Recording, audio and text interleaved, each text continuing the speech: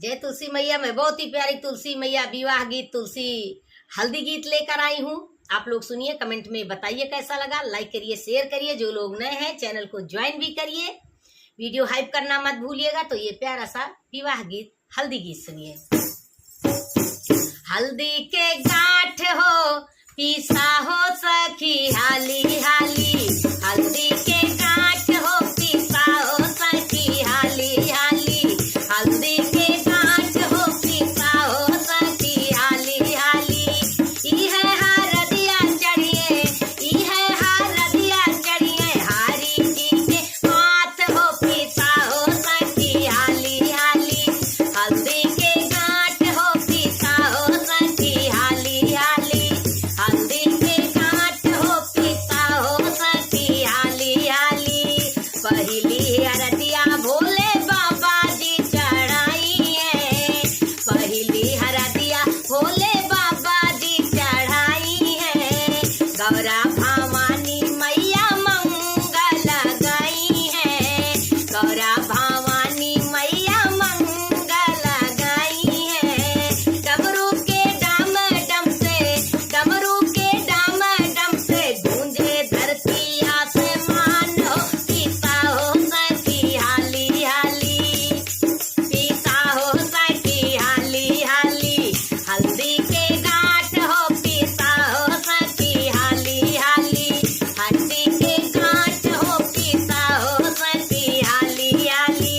ई है हरदिया चढ़िए, ई है हरदिया चढ़िए, ई है हरदिया चढ़िए, नारायण के माथ हो पीसा हो सखी हाली हाली, हल्दी के गांठ हो पीसा हो सखी हाली हाली। दूसरी हरदिया चढ़ाई है ब्रह्मा ज्ञानी, दूसरी हरदिया चढ़ाई है ब्रह्मा ज्ञानी, दूसरी हरदिया चढ़ाई है ब्रह्मा ज्ञानी। हल्दी के गीतिया गई है शारदा भवानी, हल्दी के गीतिया गई है शारदा भवानी। वेदवा पुराण से, वेदवा पुराण से गूंजे धरती आसमान हो, वेदवा पुराण से गूंजे, वेदवा पुराण से गूंजे धरती आसमान हो पीसा हो सखी हाली हाली, पीसा हो सखी हाली हाली, हल्दी के गांठ हो पीसा हो सखी हाली हाली, हल्दी के गांठ हो पीसा हो सखी हाली हाली। तीसरी हरदिया चढ़ाई है कृष्ण मुरारी, तीसरी हरदिया चढ़ाई है कृष्ण मुरारी। मंगल गीतिया गई है रुक्मिण राधा रानी, मंगल गीतिया गई है रुक्मिण राधा रानी, मंगल गीतिया गई है रुक्मिण राधा रानी। बंसी के स्वर से गूंजे, बंसी के स्वर से गूंजे धरती आसमान हो पीसा हो सखी हाली हाली, पीसा हो सखी हाली हाली, हल्दी के गांठ हो पीसा हो सखी हाली हाली। ई है हरदिया चढ़िए, हरी जी के माथ हो पीसा हो सखी हाली हाली, पीसा हो सखी हाली हाली, हल्दी के गांठ हो पीसा हो सखी हाली हाली।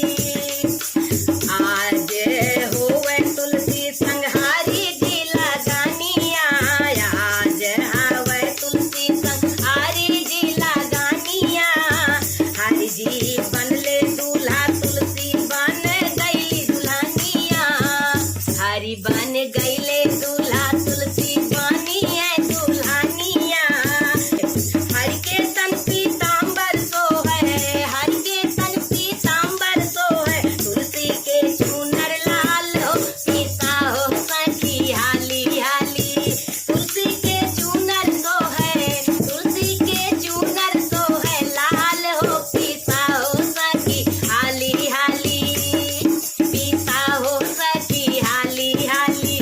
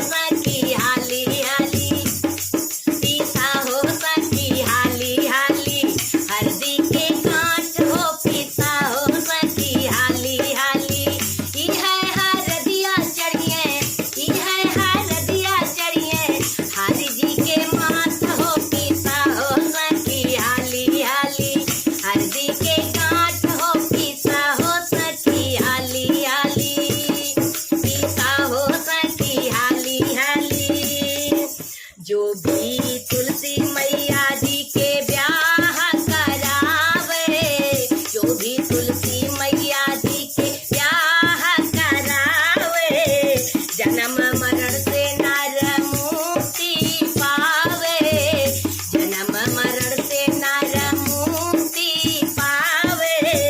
हरि संग तुलसी सदा, हरि संग तुलसी सदा, हरि संग तुलसी सदा, रहेली दयाल हो पीसा हो सखी हाली हाली, पीसा हो सखी हाली हाली, हल्दी के गांठ हो पीसा हो सखी हाली।